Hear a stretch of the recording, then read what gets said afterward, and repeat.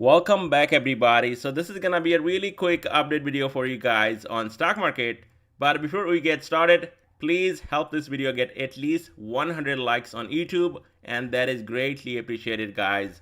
And if you are new here, consider subscribing. And if you want to get my daily trade ideas, my swing trade ideas, and 3 days of live trading in my Discord, check out the Patreon, and that link will be down below in the description. And once you join, you get trades like this. This was a nice swing trade right here, and then also day trades like this one that we took today.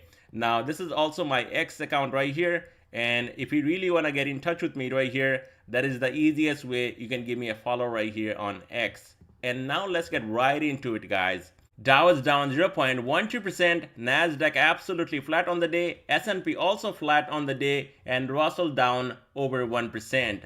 Now here's 11 sectors that makes up S&P 500. On top, you got technology, real estate, communication services, so risk on move here in the market. On bottom, look at this, guys. Energy, utilities taking a beating, consumer cyclical, consumer defensive.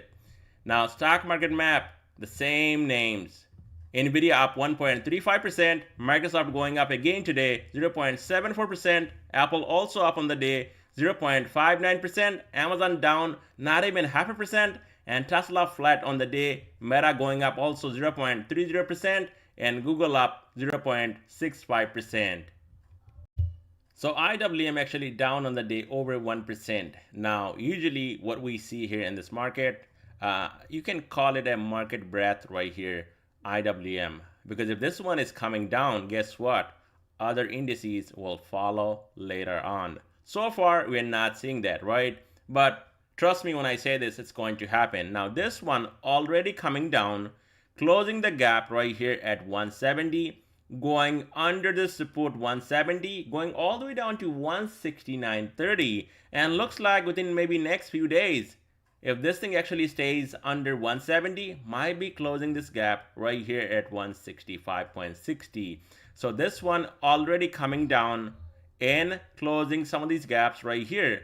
But if you look at other indices like Qs, SPY, and then Dow Jones, Dow Jones was down slightly on the day, but it's not going up like Qs or SPY. But look at this one here, guys. You can use IWM as a market breadth to see what the market is actually telling us. And as of right now, market telling us that yes, it's a strong move, and it's just trying to digest that move without a pullback. And it's not possible just staying up and going up every day.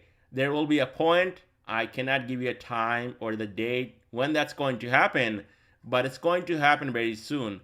You will see a pullback here in this market to close at least some of those gaps, like this one did today, down here at 170, and now trading below 170. So on IWM, now we have support at 168.46, 20 SMA right here, and just below that, this gap, 165.60, and that would be a dip buy on IWM. Now to the upside, if this thing actually breaks 170, then watch out for a move up to 172 right here, to this blue line 5 SMA, and above that, watch out for a move up to 175.32, 176, and possibly up to even 178. But the way this thing is going, looks like we might get another bounce, and then this thing will come back and close this gap down here at 165.60, and then we could see some more upside on IWM. On Triple Q, absolutely flat on the day, or you can even call it a green day, because we went higher today. It was green on the day all the way up to 373.79. And if you look at my screen, this is where we got rejected last month, close to 374. Again, getting a rejection, coming down. But yesterday we got this breakout from this down trend line right here. And for the second day, it's holding above 370. Now, it actually came down to 370.62. And again, dip buyers doing a great job buying the dip and pushing the price higher before closing. Now, is this bullish? Technically, yes, it's bullish. But if you look at it, guys, it's unhealthy. I don't think any one of you guys out there will agree that this is actually an entry right here on Triple Q to go long. There is absolutely no pullback. Look at IWM. Nice pullback, right? Gave up $6-7 already. But do you see any pullback here? No. So this thing, watch tomorrow. Only if this thing actually breaks below 370, you're going to see a dump off down to this gap right here, close to 364. And that's going to be a strong support also, and then 360. Now, at some point, this thing breaks above right here, 374. Then watch out for a move all the way up to 378 and then 380. So DIA also down on the day, but just trying to digest this big move to the upside in last 3-4 days absolutely went nowhere. Holding above 340, not filling this gap down here at 338, and even today slightly down on the day and coming down to 339.94, not filling this gap again.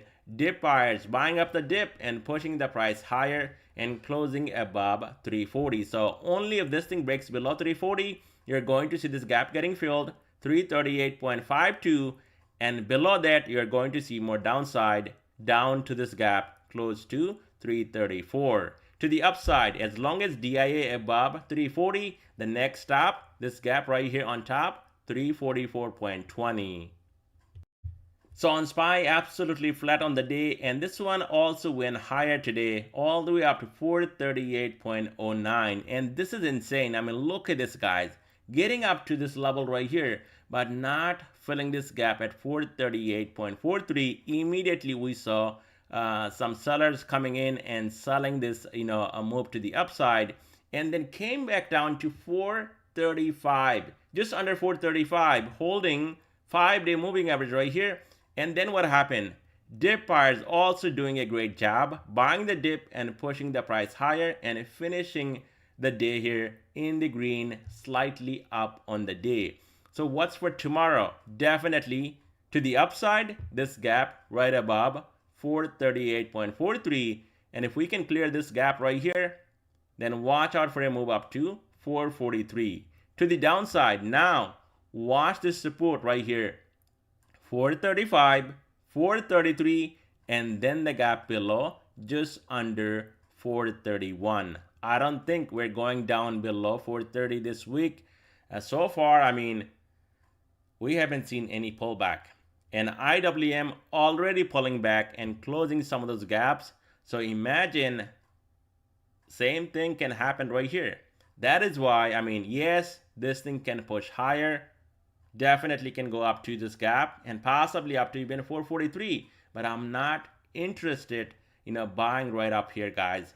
This is a strong move and there is absolutely no pullback. So if you're waiting to actually buy the dip, I would say wait for at least 430 on SPY before getting into any position and going long on it. On VIX is down 2.5%, and this one getting decimated. Again, down on the day, cannot even get above 15. So tomorrow, if this thing can actually break $15 and can hold 15, then definitely there is hope this thing can move higher up to 16 to 18 bucks. Otherwise, we might be retesting this low down here, and that is around 12.68. We also have lower Bollinger Band sitting at 13.39. So this thing is definitely, free fall right here, guys. Unless we get a bounce immediately above 15, then you're going to see market pulling back and possibly filling some of those gaps. And then this one can go up even more above 15. Watch out for 16 to $18. And that would be a nice buying opportunity in this market. Until then, look at this. This thing is getting decimated. Do you think, you should go long here in this market? I don't think so. Whenever you see fear leaving and actually getting decimated like this, guess what? Soon or later, we have seen that before. Even right here, we saw a big spike, right? Right here, it was dying, and then we saw a big spike. Again, came down, we saw a big spike. And now, what is it? Almost 9 or 10 days right here. This thing's selling off, just going down every day. So I think we could see that spike on VIX, and that is why going long at this point, definitely not worth it. So TNX falling off the cliff, down 1%, and this is why especially Nasdaq 100 going up. Now it's getting really oversold. Once again hitting lower Bollinger Band and getting that bounce off of that Bollinger Band, and now closing right on top of this Bollinger Band. So early as tomorrow, if there is a bounce on TNX, watch out for a move up to 46, and soon as that breaks, there will be more upside all the way up to this gap, 47.78. To the downside below 45, watch out for this gap down here, and then we also have support down here at 43.71. So the dollar also going nowhere today and closing at 105.53.